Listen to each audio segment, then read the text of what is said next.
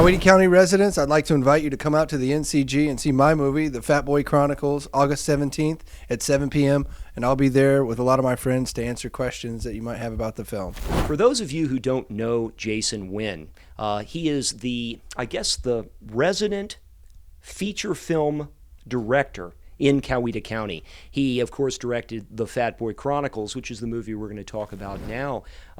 Jason, I guess you were pretty excited about not having to go too far in order to make The Fat Boy Chronicles, because you made it in your own hometown. It was a real honor to be able to make Fat Boy here in Noonan. It was something that was important to us as a production company to be able to do, and it was something that was important to me as an individual to be able to do. I went to West Georgia College back in the 90s and graduated from there. Now the State University of West Georgia. Now the State University of West Georgia. And so I've been making films in this area for a long time, and to be able to come here with my first big movie was really an honor. And to have the town and the people kind of welcome us with open arms was really exciting and humbling.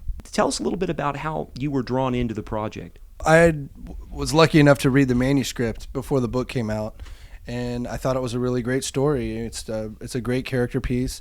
The story is of a high school kid that is their freshman year, and he's learning to deal with all the trials and tribulations of growing up and how to deal with them in a world like today with, technology and the internet. And so I, in reading the book, had my own, experiences in high school and whatnot, and were able to, think about, okay, well, going through high school again with the way it is now with technology and some of the things that have changed in our society, I thought it was an interesting piece. And so, that was several years ago, even before we made the film, and it always kind of stuck with me. And when the opportunity came up to make it into a film, I just gravitated towards it and poured my heart and soul into the picture. And there's a lot of very, very personal moments and personal things in the movie, but it all starts with the script that was written by the authors of the book. What are some of those personal moments that you can reflect on from the movie that sort of give you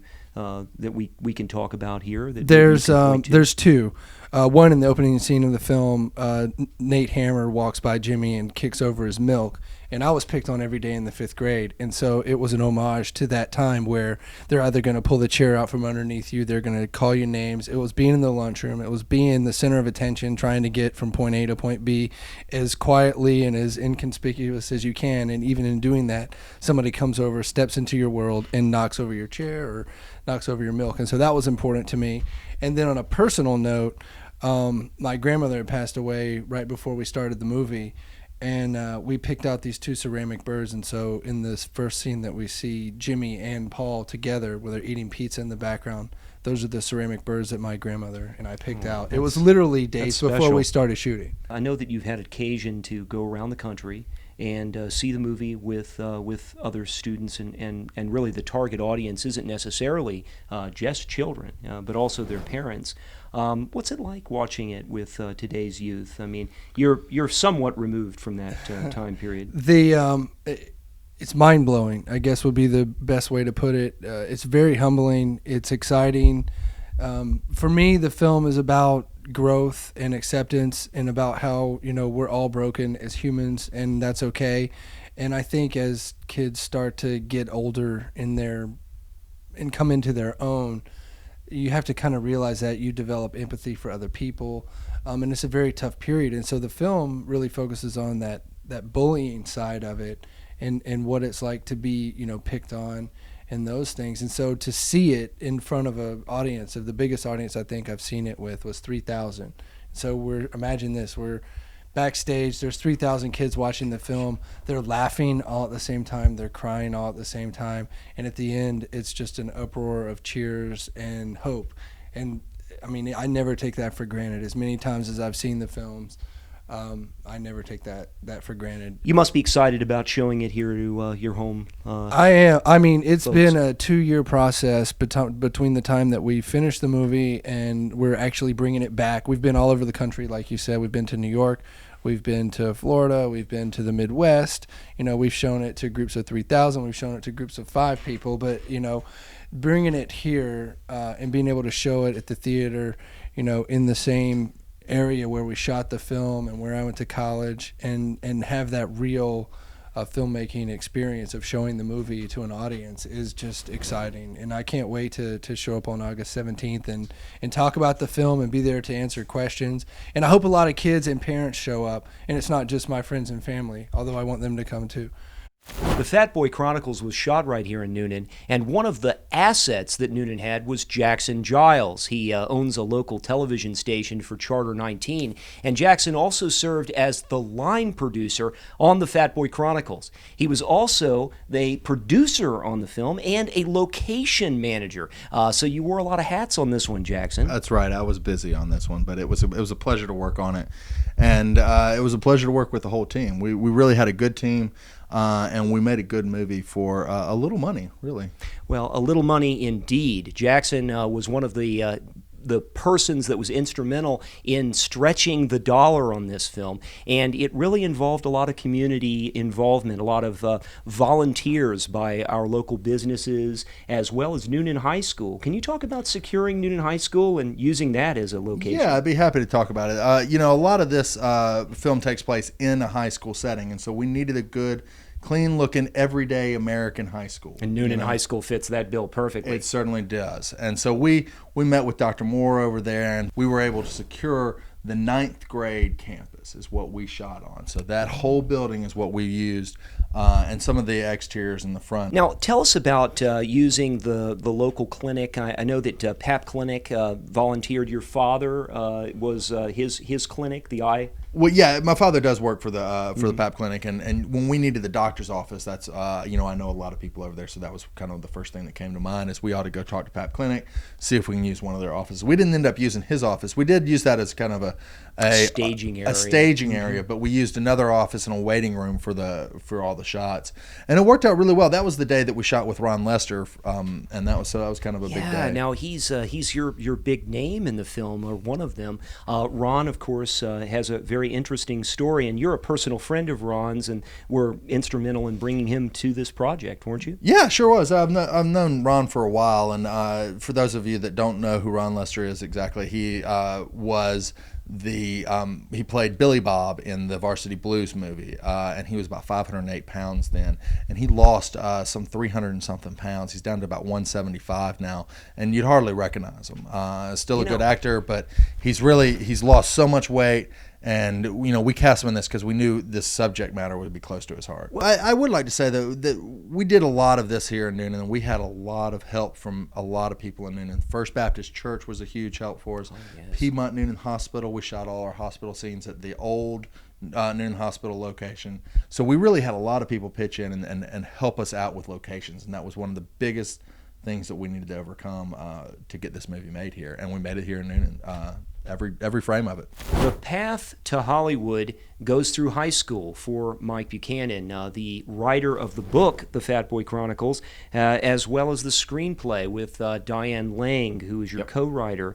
Mike Buchanan joins us here, and you were a teacher. You were a high school teacher. You taught math? Yes, I taught math. And how many years did you teach? I taught 31 years. Wow. Believe it or not. And you were a star teacher, or you were a what is teacher it? of the year. Teacher of the year, yeah. And you were nationally recognized. Yeah, they did a nice article in USA Today about me, so that was kind of cool. And at some point, you took away the experiences that you had on the job. When I was writing, and both Diane and I used a lot of the kids that we knew along the way, and a lot of the good days of high school and the bad days of high school went into the book. But every time I would be writing some of the entries in Jimmy's journal, there was one kid that I taught probably Jimmy, 10 years ago. Jimmy, of course, is Jimmy Winterpock, who's the main character in the book, and it's his journal for English class that's the story. And so in the entries, he lets teacher read. It's just funny, interesting high school life, and the ones that he would fold and say, please don't read this, that the reader gets to read. Then it's the painful part of being the bullied, overweight kid.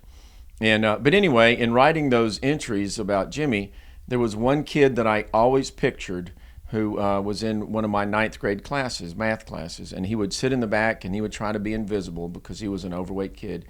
And he would be the last one to come into class and the first one to leave.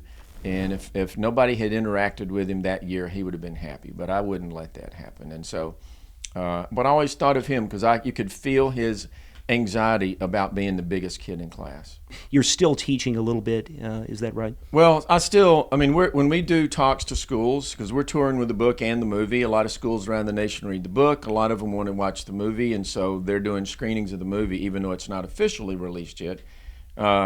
And so, yeah, we interact with a lot of kids. So I feel like I'm still teaching when we go in and talk to either the entire school about bullying and weight issues, or whether it's individual classes, we do writing workshops. In this day and age, a book just isn't enough. What better way of having the interactivity of the movie? And you were able to write a screenplay with Diane and then find someone in Jason Wynn in Tin Roof Films in order to bring that to the screen. And that must have been terribly exciting for you. It was amazing. I mean, when Jason agreed to direct the movie, and I'd already known Jason and worked with him on some other projects.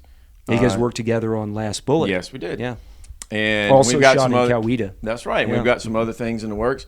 And so when the entire team took on the project of putting it on the big screen, then it was very exciting. It was one of the most emotional minute 31s of my life has been after the movie was completed a couple of summers ago, and Diane and I were in Philadelphia talking to a school about the issues, and Jason called up and he said, we're going to put the trailer on YouTube tomorrow, but we want you guys to see it first. And it was an incredibly emotional experience to remember all the years of writing the book, the screenplay, working with Jason on the movie, all the wonderful things that he put in the movie. It's been very exciting. I mean, it's hard to describe. This is director Jason Wynn of the Fat Boy Chronicles, and you're watching The Film Fix.